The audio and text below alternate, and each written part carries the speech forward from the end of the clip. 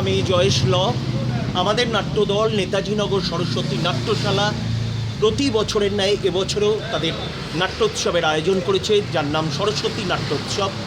এবারে 2024-25 আর্থিক বর্ষে এই নাট্যোৎসব চলছে।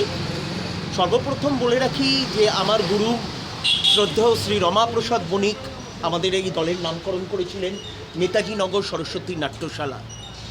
তারপর থেকে আমরা অনেক পরিশ্রম করে, অনেক ঝড় ঝাপটা কাটিয়ে, অনেক মানুষের আশীর্বাদ নিয়ে, ভালোবাসা নিয়ে আমরা এগিয়ে চলেছি। এবারের নাট্য উৎসব মানে সরস্বতী নাট্য উৎসব আমাদের অষ্টম বর্ষে পা দিল। তারও মধ্যে আমরা আরেকটি নাট্য উৎসব আয়োজন করে থাকি বছরের মাঝামাঝি পশ্চিমবঙ্গ সরকারের আর্থিক অনুদানে, সেটি হলো সরস্বতী নাট্যবন্দনা। আর এই সরস্বতী নাট্য উৎসবের জন্যে আমরা সম্পূর্ণভাবে কৃতজ্ঞ ভারত সরকারের সংস্কৃতি মন্ত্রক, আর্থিক সাংস্কৃতিক মন্ত্রক, মিনিস্ট্রি অফ কালচার যাকে বলে, তার সঙ্গে তার কাছে আমরা দায়বদ্ধ। এবং সবথেকে বড় ব্যাপার হলো এই সরস্বতী নাট্য উৎসবে বহু মানুষ তাদের কাজকর্ম ফেলে, তাদের ভালোবাসা নিয়ে, এক রাশ ভালোবাসা নিয়ে আমাদের এই নাট্য উৎসবে নাটক দেখতে আসেন। আমাদের কখনো এমন হয়নি যে সরস্বতী নাট্য উৎসব অডিটোরিয়াম খালি যাচ্ছে। এই পশ্চিমবঙ্গ নাট্যমেলা চলছে, তার পাশাপাশি এই মুহূর্তে সরস্বতী নাট্য উৎসবের উদ্বোধনী অনুষ্ঠান শেষ হলো। মঞ্চে অডিয়েন্সে বেশ ভালো লোক আছে, মঞ্চে বিশিষ্ট অতিথিরা আছেন ডক্টর হৈমন্তী চট্টোপাধ্যায়, আমাদের রিজেটসিসি স্যার অভিজিৎ চট্টোপাধ্যায়, হৈমন্তী চট্টোপাধ্যায় আছেন সন্তু সাধুকা আছেন, সত্যপ্রিয় সরকার, যাকে আমরা এবারে সরস্বতী নাট্য সম্মানে সম্মানিত করলাম।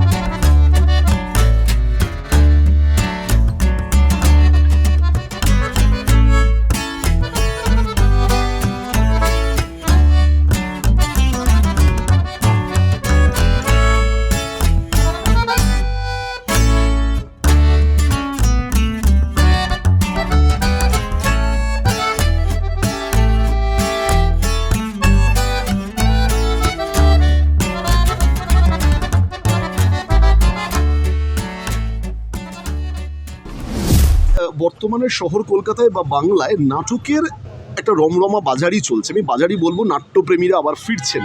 কিভাবে দেখছেন গোটা বিষয়টিকে এবং 4 দিনের নাট্য উৎসব?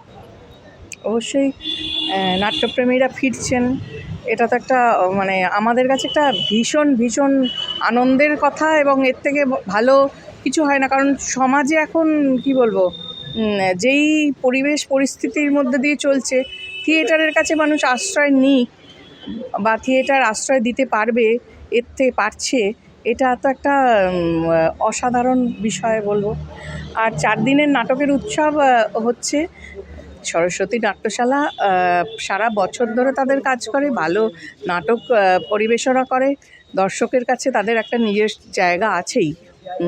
কাজেই তাদের নাটকের উৎসব সফল হবে নিশ্চয়ই। আমার শুভেচ্ছা, আন্তরিক শুভেচ্ছা রইল তাদের জন্যে।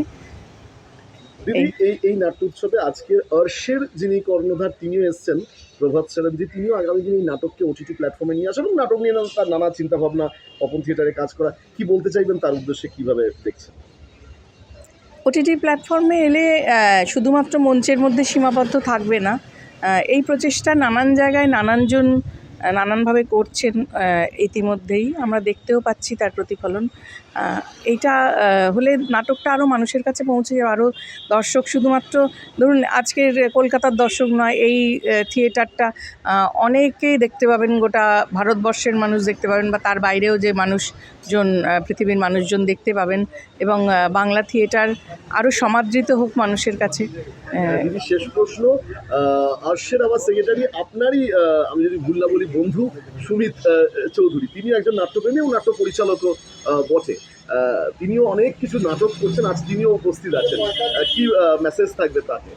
হ্যাঁ, সুমিতদা বন্ধু, দাদা, অবশ্যই দেখুন থিয়েটার তো একটা বড় জগৎ। থিয়েটারের এই পরিবারটা মানে একটা কি বলবো, ওই যে আমি প্রথমেই যেটা বললাম যে থিয়েটার মানুষের একটা আশ্রয়ের জায়গা, একটা মনের আশ্রয়ের জায়গা। আমাদের ঘরবাড়িতে আমরা থাকি বটে, কিন্তু মনের আশ্রয়টা থিয়েটারের মধ্যে এসে খুঁজি। তো কাজেই সেই কাজটা যে করছে এবং নতুনভাবে ভাবছে, দেখুন পরীক্ষা নিরীক্ষা তো চলবে, নাহলে তো মানুষ থেমে যাবে, মানুষের যে বুদ্ধিবৃত্তি সেটা কমে যাবে বলবো, সচেতন মানুষ থাকবে না বলবো। কাজেই সেই প্রচেষ্টাটা অসাধারণ। এটা দেখা যাক না, আশা করি ভালো হবে। থিয়েটার ছেড়ে দিয়ে শুধু ঈশ্বর লাভ করতে চায়, তখন বলেছিলেন থিয়েটার ছাড়বে কেন, থিয়েটারে লোক শিক্ষা হয়।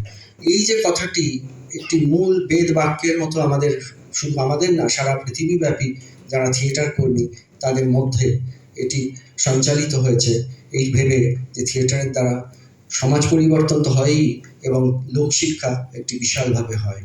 একটু আগে প্রেমাঞ্জনবাবু যেটা বলছিলেন সেটা এখন কিন্তু খুব সুন্দরভাবে আমি দেখতে পাই যখন আমাকে বিভিন্ন জায়গায় কাজ করে বেড়াতে হয়, বিশেষত আমি যখন ইন্সপেকশনে ঘুরি জেলায় জেলায়, সেটা হচ্ছে এই যে থিয়েটারের যে মশাল, থিয়েটারের যে প্রদীপের জ্বালার কথা বলছিলেন হৈমন্তী চট্টোপাধ্যায়, সেটা কিন্তু আর এখন কলকাতা কেন্দ্রিক নেই, তা কিন্তু ছড়িয়ে গেছে সমস্ত জেলায় জেলায়। জেলায় জেলায় এত সুন্দর সুন্দর দলের তৈরি হয়েছে এবং তারা এত উন্নত মানের নাটক তারা থিয়েটার প্রডিউস করছে, সেটা সত্যি না দেখলে জানা যায় না বা বিশ্বাস করা যায় না।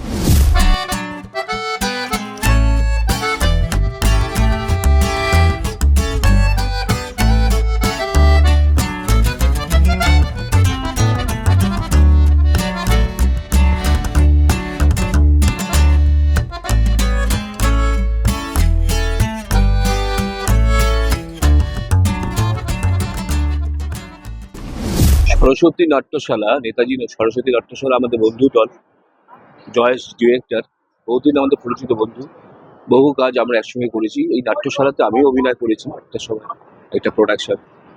আজকের এই উৎসবে এসে দারুণ একটা মুহূর্ত তৈরি হলো। অনেক গুণী মানুষরা এসেছেন, তার মধ্যে আমাদের দলের যে সভাপতি প্রভাস সায়রুদ্দিন দিল্লি থেকে এসেছেন, তিনিও আজকে পার্টিসিপেট করেছেন। প্রভাস সায়রুদ্দিন একটাই কথা, সারা বাংলায় নাটকটাকে ছড়িয়ে দেওয়া, বিশেষ করে জেলাতে। আমরা এপ্রিল মাস থেকে জেলাতে চন্দননগর থেকে শুরু করছি, শেষ করবো আমরা জয়নগরে। এই একটা পরিকল্পনা, জেলাভিত্তিক কাজ, শুধু কলকাতায় পড়ে থাকা নয়, এবং সারা নাট্যশিল্পীদের যারা অভিনয় করছেন তাদেরকে ওটিটি প্ল্যাটফর্মে নিয়ে আসা, তাদেরকে দিয়ে কাজ করানো। ওটিটি প্ল্যাটফর্মে web series, OTT film, serial, যা যা কাজ করবো আমরা করবো আমাদের নিউ কসবা আর্টস থিয়েটার রিপার্টারির পক্ষ থেকে। সেটা আমরা সব থিয়েটার কর্মীদের নিয়েই করবো, আমাদের দলের ছেলেরাও করবেন। আমরা অলরেডি একটা প্রোডাকশন নামিয়েছি, হৃদয় কথা, দুটো প্রোডাকশন আমাদের, দুটো শো আমাদের হয়েছে, পরবর্তী শোও করবো। আর সেকেন্ড থট যেটা হচ্ছে, আমাদের মাননীয় মুখ্যমন্ত্রীর কাছে আমাদের একটাই অ্যাপিল, বাংলায় আমরা যেরকম এনএসডির কথা শুনতে পাই, এনএসডির ফরমেশনে যদি আমরা বেঙ্গল স্কুল অফ ড্রামা তৈরি করতে পারি, তার জন্য যদি রাজ্য সরকারের মাননীয় মুখ্যমন্ত্রী যদি সহযোগিতা পাই, তাহলে আমরা সেই কাজটা সফল করে উঠতে পারবো, সেই প্রত্যাশা বিশ্বাস আমরা রাখছি।